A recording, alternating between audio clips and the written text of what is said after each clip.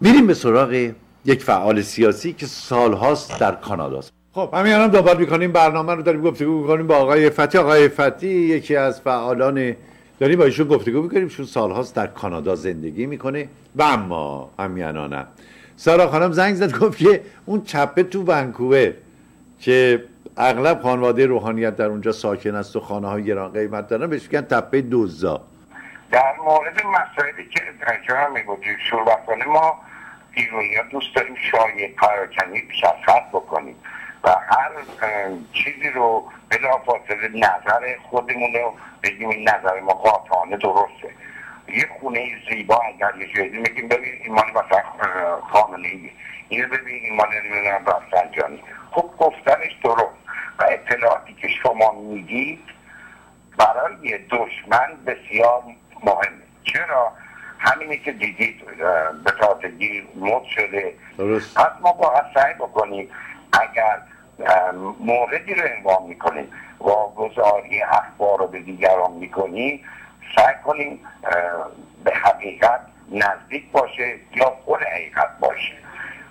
ولی جناب عبودی به دلیل اینکه من دقیقا اینو اطلاع دقیق دارم، از من خواسته شده که پیدا بکنم اگر آقای رفسنجانی در جایی در کانادا سرمایه گذاری کرده، چون به هر دلیلی دولت دنبال سرمایه ایشون میگرد. من از طریق دوستانم که سالیان سال ورلسته هستن، دوستانی که در دوار دولتی کار میکنن، هر جا بود تحقیق کردن که آقا چیزی به نام آقای رفسنجانی وجود داره این نداره. تنها چیزی که هست یکی از دوستان من که من نمیدونستم ایشون ارتباطی داره با آقای رفسنجانی گفتن این جریان چیه؟ گفتن خب ما به دلیل اینکه پدر ما در عرض حزب توده و بنیانگذاران حزب توده بود، خب ما مخالف شاه بودیم و آقای رفسنجانی هم خونه ما رفت آمد دادن و حتی من خصوصی از ایشون گفتم آیا حقیقت داره؟ گفتن ولی به نام خودش هیچی نیست، حتی به نام فرزندانش چیزی عجب. حال میان ادهی میان میگن هایوی 407 تورنتو مطلب آقای رفسنجانی و چیزای پابلیک میاد، اینا اکثرا متعلق به بهش میگن کران لند، یعنی مال دولت کانادا است. پس آقای رفسنجانی نمیاد یه هایوی رو بزنه و دولت کانادا به ایشون زمین بده بگه آقای هایوی مال شما بسازین و پول در بیرون رو بده. اگر هم شراکتی باشه که اون شرکت باید رجستر کانادا باشه، تمام امور مالیاتی هم گزارش داده بشه.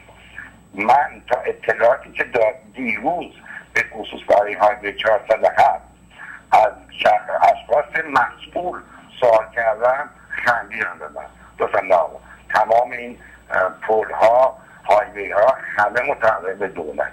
اما در مورد خونه هایی که خریداری شده جای میبودی همونجور که خدمت شما عرض کردم اول برنامه، خونه های بسیار گرون قیمتی در بریتیش کلمبیا هست، به خصوص همون بریتیش پراپرتی که میگن تپه دوزها. البته خیلی از همیهنان ما، فامیل من، دوستان من مثلا همون دود هستن دوزن نیستیم.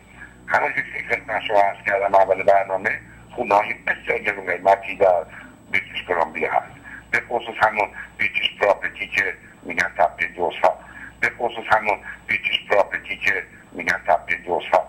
البته خیلی از همیهنان ما، فامیل من، دوستان من مثلا همون دود هستن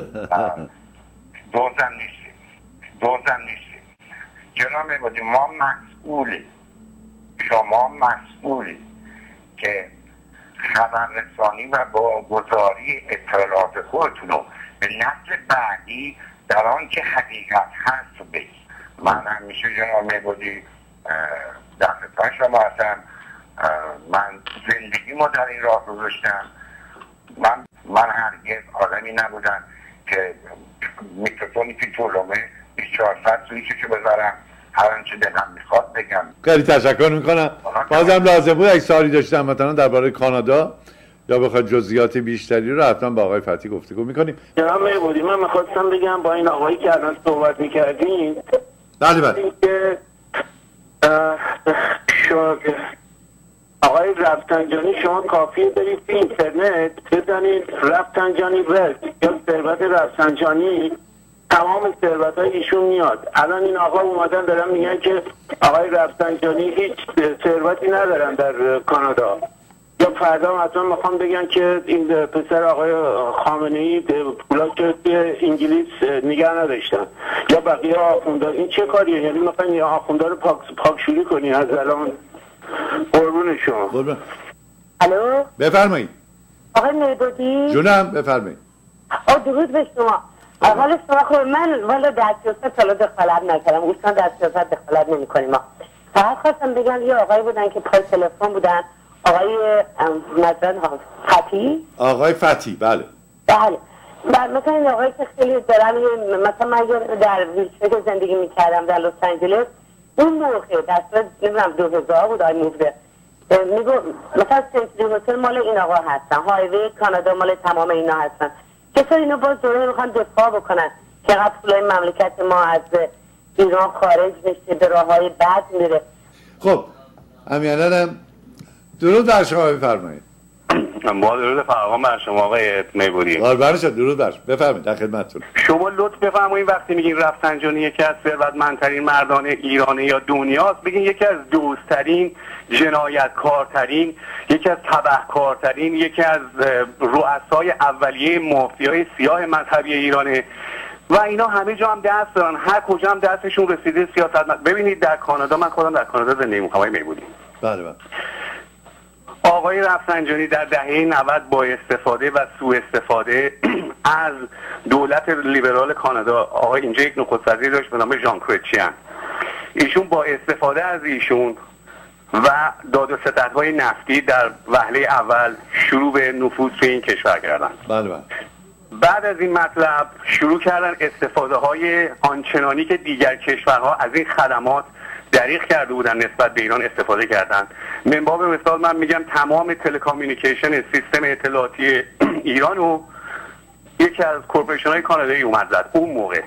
دولت لیبرال همینجوری به قول معروف شروع کرد به دریافت کردن معاملات خیلی خوب و صد البته کیکبک های وسیع از طرف دولت ایران. دولت ایران هم که مال پدرش نبود، مال مردم بدبخت گشنه و تشنه و بیچاره ایران بود که میدادن تو سرش. اینها اومدن نفوذشون رو بسط دادن، گسترش دادن. چیکار کردن؟ تمام هرچه امنیتی و آدمکش و جانی که به اندازه کافی کشته بود، جنایت کرده بود، خدمات خودش رو به اینا رسونده بود و شروع کردن با یکی از بندهای مهاجرتی کانادا وارد کانادا کردن. چون ایشون آقای رفسنجانی تصمیم داشت که توی کانادا بسط بده این اقتصاد و این سیستم و نفوذ رو، از اونجایی که دستشون از آمریکا کوتاه بود. از اون طریق اومدن چیکار کردن؟ دولت لیبرال که زیر دست به هر حال اینا باشون مراوده و معامله داشتن و تحت چیز گرفتن، با پول خریدن اینا رو.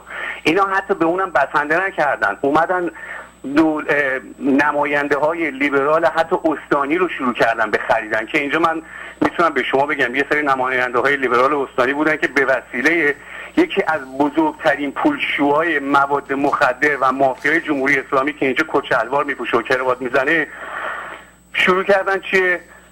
عمل انجام دادن. تمام نماینده‌های اینجا اونا رو که باشون سر و کار داشتن و همه رو شروع کردن از نظر مالی توی کمپینشون کمک کردن و وقتی اینا وارد می‌شدن خب لابی‌های جمهوری اسلامی بودن.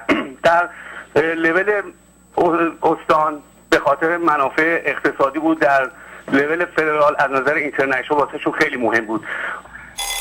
به این دلیل که چرا میگویی من بعد از اینکه وارد کانادا شدم با ایده آشنا شدم از دولت مردان کانادا که اتفاق اینکه 4 دوره در انتخابات مسئولیت انتخابات 2 دوره پروینشال یعنی استانی رو داشتن و 2 دوره فدرال برای دولت فدرال و خب خوشبختانه هر 4 مرتبه دوستانی که من باشون فعالیت کردم برنده شدن و افتخار این رو که مدال انتخاباتی اون دوره داشت. من با آشنایی که با این عزیزان داشتم خب اطلاعاتی از درون پارلمانم پایلک‌های گفتگو میشد. حالا کلا یک داستان خیلی بلند بالاییه که اصلا در این برنامه شما نمی گنجه، سرتون هم درد نمیخوام بیارم. تشکر میکنم. دیگه باید خداحافظی بکنیم. خیلی ممنونم، سپاسگزارم. اگه فکر می‌کنید بازم حرفی هست فردا تشریف بیارید ادامه بدید.